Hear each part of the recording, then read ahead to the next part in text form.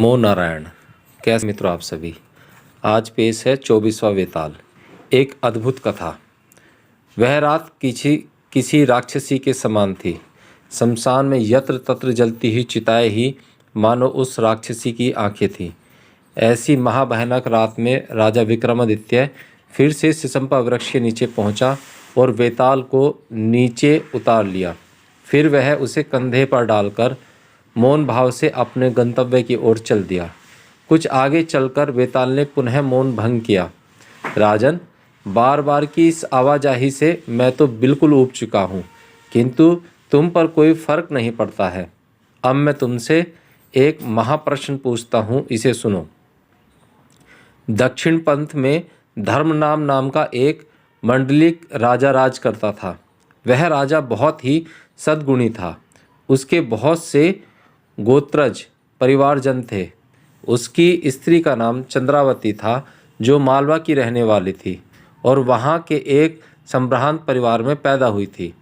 राजा को अपनी उस पत्नी से एक ही कन्या उत्पन्न हुई, जिसका नाम लावण्यवती था। उसके नाम के अनुरूप ही लावण्यवती सचमुच ही मानो रूप का खजाना थी। जब वह कन्या विवाह की योग्य हुई, तब राजा के गोत्रजों ने उसके विरुद्ध एक षड्यंत्र रचा। उन्होंने राज्य में फूट डाल दी और राजा धर्म नाम को सिंहासन से उतार दिया। वे उसके खून के प्यासे बन गए। एक रात राजा अपनी पत्नी और पुत्री सहित किसी प्रकार बचकर वहां से निकल भागा। वह अपने साथ बहुत ही उच्च कोटि के कुछ रत्नों को भी ले जाने में कामयाब हो गया।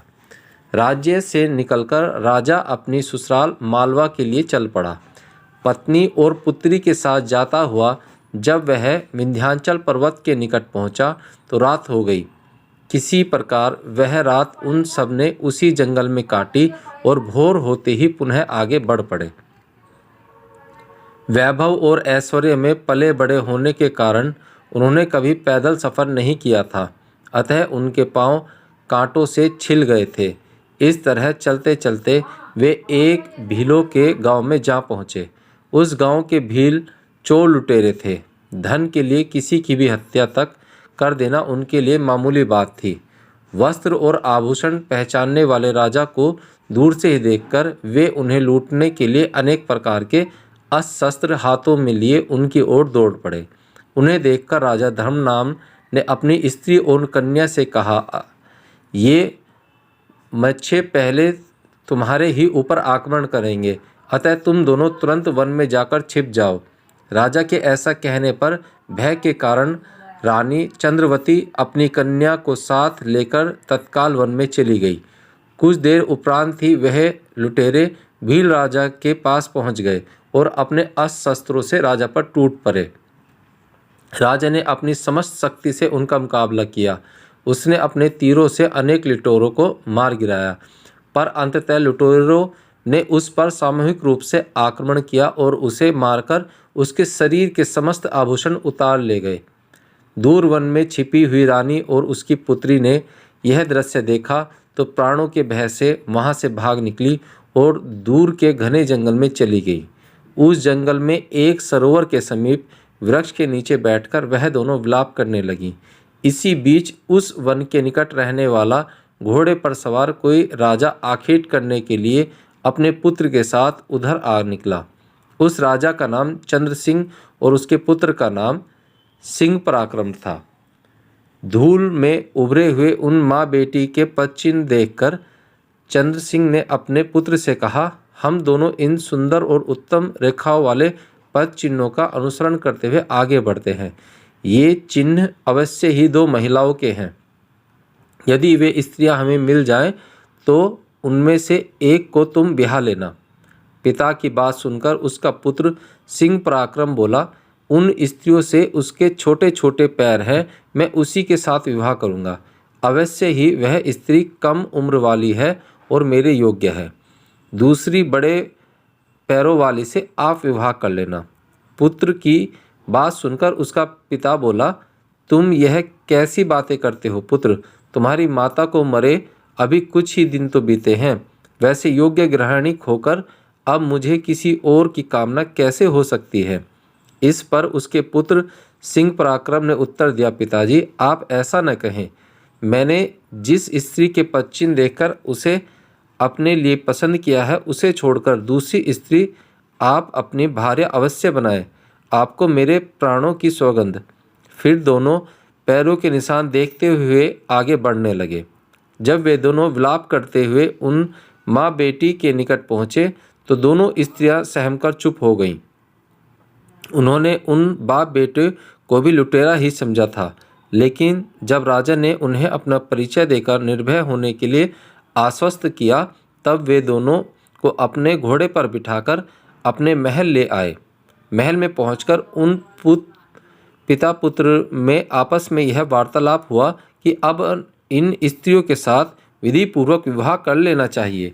दिए गए वचन के अनुसार राजा चंद्र सिंह के पुत्र सिंह पराक्रम ने रानी चंद्रावती को अपनी पत्नी बनाया, क्योंकि उसी के पैर छोटे थे, जबकि राजा चंद्र सिंह को उसकी बेटी लावण्यवती से विवाह करना पड़ा, क्योंकि उसके पैर बड़े थे। इस प्रकार पैरों की गड़बड़ी से उन पिता पुत्रों में क्रमशः बेटी और माता से विवाह कर लिया। चंद्रावती अपनी ही बेटी को बहू बन गई। समय पाकर इन दोनों को पुत्र एवं कन्याएं उत्पन्न हुई और फिर उनके भी बेटी बेटे हुए। रात्रि के समय मार्ग में जाते हुए वेताल ने इस प्रकार यह कथा सुनाकर राजा विक्रमादित्य से पुनः पूछा, राजन यदि तुम जानते हो तो यह बतलाओ कि उन माँ बेटियों को पुत्र एवं पिता के द्वारा क्रमशः जो संतानें उत्पन्न हुई उनका आपस में क्या संबंध हुआ। यदि जानते हुए भी तुमने नहीं बताया तो तुम्हें पहले कहे हुए अनुसार मेरा श्राप लगेगा। यह सुनकर राजा विक्रमादित्य सोच में पड़ गया। उन्होंने बहुत सोचा विचारा, किंतु बेताल के उस प्रश्न का कोई भी उत्तर उनकी समझ में नहीं आया। अतः वह चुप्पी साधे आगे मौन भाव से बढ़ते रहे। मृत पुरुष के शरीर में प्रविष्ट और राजा के कंधे पर बैठा बेताल इस पर मन ही मन हंसा और सोचने लगा, इस महाप्रश्न का उत्तर इस राजा को भी मालूम नहीं, फिर भी यह प्रसन्न है और सावधानीपूर्वक पैर रखता हुआ निरंतर आगे बढ़ रहा है। यह राजा बड़ा पराक्रमी है, इसलिए वंचित होने के योग्य नहीं है। इसके अतिरिक्त वह भिक्षु मेरे साथ जो चाल चल रहा है वह इतने से ही चुप नहीं रहेगा, इसलिए मैं उस दुरात्मा को ही उपाय पूर्वक वंचित करूंगा और उसकी सिद्धि इस राजा के लिए सुलभ कर दूंगा, क्योंकि भविष्य में इसका कल्याण होने वाला है। ऐसा सोचकर वेताल ने राजा से कहा, राजन इस भयानक रात में इस शमशान में बार बार आते जाते तुमने बहुत कष्ट उठाया है, फिर भी तुम अपने निश्चय से नहीं डिगे। तुम सुख पाने के योग्य हो। मैं तुम्हें इस आश्चर्यजनक धैर्य से संतुष्ट हुआ, अतः अब तुम इस सब को ले जाओ। मैं इसमें से चला जाता हूँ, लेकिन जाने से पहले तुम्हारी भलाई के लिए मैं जो तुमसे कहता हूँ उसे सुनो और उसके अनुसार ही कार्य करो। बेताल ने आगे कहा, हे राजन, तुम जिस दुष्ट भिक्षु के लिए मनुष्य का यह शरीर लेकर जा रहे हो, वह आज इस शरीर में मेरा आवाहन करके पूजा करेगा। पूजा करने के बाद वह दुष्ट तुम्हारी ही बलि चढ़ाने की इच्छा से तुमसे कहेगा कि भूमि पर पड़कर साष्टांग प्रणाम करो। तब उस समय तुम उस भिक्षु से कहना, पहले तुम उसके करके दिखाओ, फिर मैं वैसा ही करूँगा। तत्पश्चात जब वह भूमि में पड़कर प्रणाम करके तुम्हें दिखलाएगा, उसी समय तुम तलवार से उसका मस्तक काट देना। तब विद्याधरों का जो ऐश्वर्य वह प्राप्त करना चाहता था वह तुम्हें मिल जाएगा। उसकी बलि देकर तुम पृथ्वी का भोग करोगे। ऐसा नहीं करोगे तो तुम्हारी बलि चढ़ा देगा। मैंने इसी कारण तुम्हारे इस कार्य में इतनी देर तक विघ्न डाला था। जाओ, तुम्हें सफलता प्राप्त हो। इतना कहकर राजा के कंधे पर लदे मृत शरीर से निकलकर बेताल चला गया।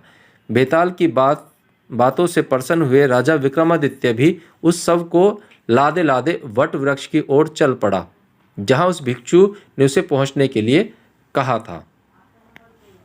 तो इस तरह से हमारा 24वां वेताल पूरा होता है। मिलते हैं अगले वेताल में।